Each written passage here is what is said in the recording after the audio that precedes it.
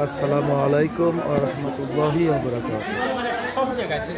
সম্মানিত লিডারবৃন্দদেরকে নিয়ে এমএক্সএল modern herbal food limited এর ফ্যাক্টরি ভিজিট ঢাকা ডেমরাতে আমরা আসছি।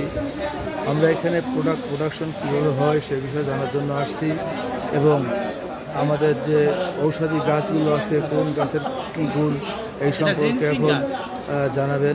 তো তার আগে প্রফেসরে আমি আসছি মোহাম্মদ আমিন হোসেন মোল্লা। এ পর্যায়ে আপনাদের সামনে জিনসিন গাছ নিয়ে কথা বলবে জনাব মোহাম্মদ শাহান ইসলাম শাহিন মোল্লা। বলেন বলেন। আমরা এখন এই যে জিনসিন গাছ দেখছি, যে জিনসিন গাছ দিয়ে বিভিন্ন ঔষধ তৈরি হয়।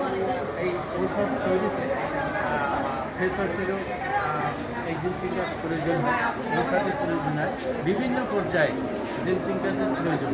যে জিনসিন গাছের কার্যকারিতা বলে শেষ করা যাবে। ধন্যবাদ সবাইকে।